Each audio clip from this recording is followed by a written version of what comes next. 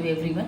जैसा कि आप सबको पता है KVS MBS के टीयर 2 के रिजल्ट्स भी आने शुरू हो गए हैं और लगभग अभी तक 5 फेजेस में आ चुके हैं। ऑलमोस्ट रिजल्ट आ चुका है और इंटरव्यू के लिए भी कभी न कभी लिस्ट जारी होने वाली है और कुछ ही दिनों में, और उसके बाद आपका इंटरव्यू शेड्यूल हो जाएगा और after interview your joining list will be released और उसके बाद फिर आपका ज्वाइनिंग के लिए जो भी आपका ऑफर लेटर वगैरह आना होगा वो आएगा।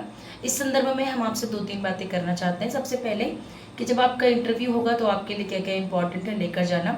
अगर आपको कहीं भी कन्फ्यूज़न है कि कोई डॉक्यूमेंट कम सही है, कोई ज़्यादा है, कोई OBC NCL का है, कोई WS का है, तो उसको लग रहा है कि उसके जो डॉक्यूमेंट्स हैं वो जो डेटेड मैंडेट डेट थी उसके बाद बने हुए हैं, तो वो सर्टिफिकेट लेकर जाए जो उसने न्यूली बनवाया हुआ है और उसकी पहले का भी उसका सर्टिफिकेट होगा वो भी लेकर जाए। ऐसे केसेस में आपको क्या रहेगा, 2 चीज़ें रहेंगी। ऐसे केसेस में आप अपनी बातों को वैलिडेट कर पाएंगे कि आपके पास जो है, अगर EWS आपने बनवाया है तो आप कंटिन्यूएशन में WS था आपका, इकोनॉमिकली वीकर सेक्शन से आप बिलोंग करते थे, और OBC NCL के लिए भी फॉर सेम रीज़न आपको प्रीवियस ईयर का भी रखना उचित रहेगा। दूसरी चीज़ क्या है कि आप इंटरव्यू में कोई भी डॉक्यूमेंट रखें, कुछ भी रखें, आपको कितना भी यूजलेस लग रहा हो लेकिन उसकी ओरिजिनल कॉपी ज़रूर रखें। एक बार आपकी फ़ोटोकॉपी जो है वो हो जाएगी वहाँ पे, लेकिन ओरिजिनल आपको नहीं मिलेगा। आपको बहुत अच्छे से संजो कर, अगर कोई मार्कशीट अभी नहीं निकलवाया है, कोई कहीं पेंडिंग रह गई है, कुछ रह गया, सब कुछ निकलवा के प्लीज़ उसको रख लीजिए और उसकी जो भी प्रोफार्मा है उसके अकॉर्डिंग उसको अरेंज कर लीजिए। एंड और अगर किसी को लगता है कि उसको नीड है कोई क्लासेस की या उसको कुछ डेमो टीचिंग प्रिपेयर करनी है, क्या करना है, तो अगर यूट्यूब पे अवेलेबल है, आपको ठीक लग रहा है, तो आप उसके लिए थोड़ा सा कुछ भी पेमेंट कहीं भी हो तो आप उसको देखकर और उसको ले सकते हैं कोई भी क्लासेस। ज़्यादा गिल्ट ट्रैप में नहीं फंसना है कि छोटे मोटे अमाउंट के लिए आप ये लगे कि मैंने कोर्स ले लिया होता तो मेरा हो जाता और अच्छा हो जाता। तो अगर आपकी कॉन्फिडेंस उतना खास नहीं है क्योंकि आप फ्रेशर हैं, आपने पहले पढ़ाया नहीं है कहीं पे, तो मैं आपको ये नहीं कहूँगी कि आप बिल्कुल ही मत लीजिए, ले लीजिए कहीं से भी थोड़ा बहुत, तो आपको एटलीस्ट कुछ नहीं तो आप उसकी वजह से इंगेज रहेंगे और अपना एक प्रॉपर टाइम 10-15 दिन जो भी है उसमें देंगे। एंड कुछ भी चीज़ बार बार प्रैक्टिस करने से, चाहे बोलना हो, चाहे कोई डेमो टीचिंग हो, प्रैक्टिस करने से वो इम्प्रूव ही होती है, उसमें कोई डिसइम्प्रूव होने के चांसेस नहीं है, वो अच्छा ही होता है आपके लिए। एंड अगर आपको लगता है आप पूरे कॉन्फिडेंट हैं, आपके पास टीचिंग एक्सपीरियंसेस हैं, आपको पता है कि आपको कैसे डेमो टीचिंग के लिए परफॉर्म कैसे पढ़ाना है, कैसे अपनी परफॉर्मेंस रखनी है वहाँ पे, तो फिर आपको कोई नीड नहीं है, तो कोई प्रेशर की ज़रूरत नहीं है। जैसा आप क्लासेस से पढ़ाते हैं उससे ज़्यादा कुछ वो आपको टेस्ट नहीं करेंगे क्योंकि ऑलरेडी आप टीयर 1 टीयर 2 क्वालिफाई करके आए हैं, तो आपकी नॉलेज टेस्ट ऑलरेडी बहुत ज़्यादा लेवल पे हो चुकी है। एंड उसके बाद कुछ कैंडिडेट्स ने मुझसे भी पूछा था कि मैम जैसे वेटिंग लिस्ट का क्या है यहाँ पे, क्या जैसे जैसे मान लीजिए 1x हो गया, जैसे वैकेंसी 80 या 90 है, तो क्या मैम इंटरव्यू के बाद जो लिस्ट बनेगी 80-90 के बाद जो भी वैकेंसी है उसके बाद के रैंक कार्डों का कोई चांस नहीं है। तो मैं आपको बता दूं कि जो KVS और NVS है दोनों में अलग अलग होता था। पहले क्या होता था कि जब रिक्रूटमेंट 2023 की मतलब 22 की थी तो उसमें नवोदय विद्यालय ने पहले एक बार 1x में जितनी वैकेंसी थी उतना उन्होंने सिलेक्शन लिया और उसके बाद क्या हुआ कि उन्होंने 3-4 महीने बाद फिर वेटिंग लिस्ट जो है जारी की, आया नहीं, आई थिंक 5-6 महीने बाद, तो उन्होंने वेटिंग लिस्ट जारी की थी।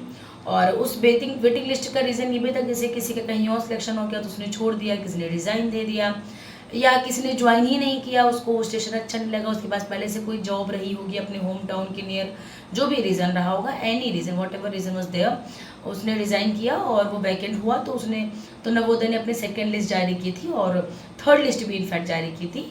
तो बाकी के बिलो रैंक वाले जो मतलब वैकेंसी के बाद वाली रैंक की थे उनका भी सिलेक्शन हुआ।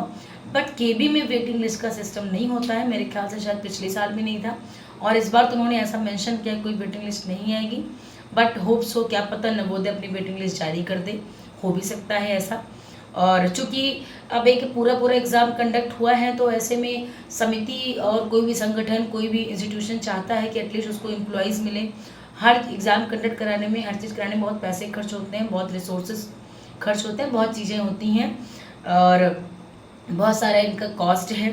एंड ऊपर से टीचर भी ना मिले तो फिर मतलब वो उनका आउटपुट जो आएगा वो उतना अच्छा नहीं आएगा, तो वो चाहते हैं कि उनको टीचर्स मिले एटलीस्ट जितनी उनकी वैकेंसी निकाली थी उन्होंने उतने टीचर तुमको मिल ही जाए। सेंट्रल में ऐसा कभी नहीं होता, ऐसा बहुत रेयरली होता है कि वैकेंसी जितनी हो और उससे कम टीचर रिक्रूट हो। ऐसा सिर्फ स्टेट में देखने को मिलता है, उनको कोई फ़र्क नहीं पड़ता। उधर तो मतलब कुछ तो ऐसे भी एग्ज़ाम्स हुए हैं कि मतलब यूपी में ही, मैं यूपी गवर्नमेंट मतलब मैं यूपी से हूँ, यूपी गवर्नमेंट के बहुत से ऐसे एग्ज़ाम्स हुए हैं कि अगर मिनिमम क्राइटेरिया क्वालिफाइंग नहीं है तो मतलब नहीं है, रेदर देन कि आप वैकेंसी 70 है, 80 है, 10 ही 15 ही भरी गई है, फिर भी जितनी भी भरी गई है मैं आपको एक बस नॉर्मल बात बता रही हूँ कि उतने में ही ख़त्म करके वो वैकेंसी क्लोज कर देते हैं, कुछ लिस्ट विस्ट कुछ नहीं होती है। तो लेकिन सेंट्रल में ऐसा नहीं होता, सेंट्रल में जितनी वैकेंसी एटलीस्ट उतनी तो भरी जाएगी, और अगर किस्मत अच्छी रही तो वेटिंग लिस्ट भी आने के चांसेस रहते हैं। नवोदय में तो आते थे कि, और उसके बाद इस बार भी हम होप करते हैं कि लिस्ट जारी हो, जैसे से रिसोर्सेज का भी प्रॉपर यूटिलाइजेशन हो, और जो टीचर है, जो कैंडिडेट एलिजिबल है वो 1-2 नंबर से पॉइंट कुछ मार्क्स से जो रुक गया है उनका सिलेक्शन हो जाए। और कोई भी तरह की आपको कन्फ्यूज़न है ड्रेस कोड को लेकर, कैसा ड्रेस पहन कर जाएँ आप, तो मतलब बेटर रहेगा। तो फॉर एग्जांपल आप कॉटन सूट ट्राई करें, बहुत सही रहता है। अगर आप फीमेल हैं तो कॉटन सूट ले लें, बेस्ट रहता है। उसको अच्छे से आयरन करके, बढ़िया नया रहेगा, प्रॉपर उसको वॉश करके आयरन करके उसको रख लें। और कलर का कुछ इशू नहीं है, कॉटन सूट ऑलवेज फॉर्मल और सिंपल कॉटन सूट आप ले लेंगे। और अगर सैंडल में भी कुछ खास नहीं है, हेयर्स और कुछ खास ज़्यादा इशू नहीं होता है, आप सिंपल रहें। हेयर्स का आपके बहुत छोटे हेयर्स तो आप हेयर्स ओपन भी कर सकते हैं, not a big deal. Professional लगना चाहिए, अगर आपके बड़े हैं तो आप थोड़ा सा उसको टाई कर लें, क्लचर लगा लें, कैसे भी कर लें। बस आपको ओवरऑल जो है सोवर लगना चाहिए कि हाँ मतलब proper there is no extra touch up given, बाकी कोई दिक्कत नहीं है। आपको वो खुद ही लग जाएगा कि हाँ दिस लुक इज़ नॉर्मल। और उसके और बॉयज़ की अगर बात करें तो बॉयज़ का शर्ट पैंट, और वो भी नॉर्मल डिसेंट कलर होना चाहिए, बेटर रहता है। और शर्ट पैंट, और मन करे उनको कंफर्टेबल हो तो टाई एंड बेल्ट, उसके बाद शर्ट इन होनी चाहिए। बाकी इतना प्रोफेशनल लुक के लिए इतना मतलब प्रॉपर है।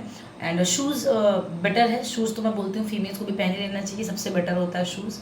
एंड अगर आप कंफर्टेबल हैं तो मेल्स के लिए तो शूज़ ही ठीक है, एंड वो पक्का फॉर्मल लुक देता है। और आप अपनी जो भी फाइल रखें जिसमें इंटरव्यू के सारे डॉक्यूमेंट्स रखे हैं, वो फाइल आपके प्रॉपर होनी चाहिए, प्रॉपर रखी होनी चाहिए। और बस इतना ही है। और उसके साथ में आप इंटरव्यू देने जाएं तो बस आप घबराएं नहीं, बाकी सब ठीक हो जाता है। You should not gate anxious, बाकी सब कुछ ठीक रहता है। आंसर आए ना आए, बस वहाँ पे जाके एंग्शियस नहीं होना है, किसी भी तरह का स्ट्रेस नहीं लेना है। वहाँ पे जाके किसी भी तरह का मतलब ऐसा इम्पल्सिव वे में नहीं सोच लेना है कि नहीं मुझे आंसर देना ही है। आ रहा है तो ठीक है, नहीं आ रहा है तो ओके, क्योंकि आपकी नॉलेज टेस्ट हो चुकी है। आप नॉलेज के लिए अपने बिल्कुल परेशान मत होइएगा। No one is going to doubt on your knowledge, because you are clearing Tier 1, Tier 2, then you are appearing for interview, so it is sufficient. And all the best. आपको अभी भी कोई कन्फ्यूज़न हो तो आप पूछ सकते हैं। एंड मैं कोशिश करूँगी कि जब तक आपका इंटरव्यू होता रहे, मतलब जब तक आपका इंटरव्यू शेड्यूल हो, इंटरव्यू हो, तब तक मैं आपसे रेगुलर कनेक्ट में रहूँ। I promise you to do so, and I hope I will do this, and I will put all my effort to share all the interview experiences experienced by me and experienced by other colleagues also in my school and in my contact. So मैं आपको share करती रहूँगी। And subject wise आपने कुछ लोगों ने demand किया था कि मैम उनका इंटरव्यू ले लीजिए, तो मैं आपको मतलब रिग्रेटफुली आपको बताना चाहती हूँ कि हमारे यहाँ मतलब बहुत मुश्किल होता है कि आप उनको मोटिवेट करें कि यूट्यूब पर आए और इंटरव्यू दें। अगर हम मोटिवेट कर ले गए तो हम ज़रूर कोशिश करेंगे, एंड या फिर हम आपको बता देंगे कि भाई जो ऑडियंस है या फिर जो कैंडिडेट्स हैं वो कह रहे हैं कि आप आ जाएँ इंटरव्यू दे दें, स्पेशली CS के लिए। तो काफ़ी दूर है वो, कभी भी अगर उनका कोई इंटरव्यू शेयर होगा तो वीडियो कॉन्फ्रेंसिंग के थ्रू ही होगा। सर हमारे इधर तो नहीं है यहाँ पे।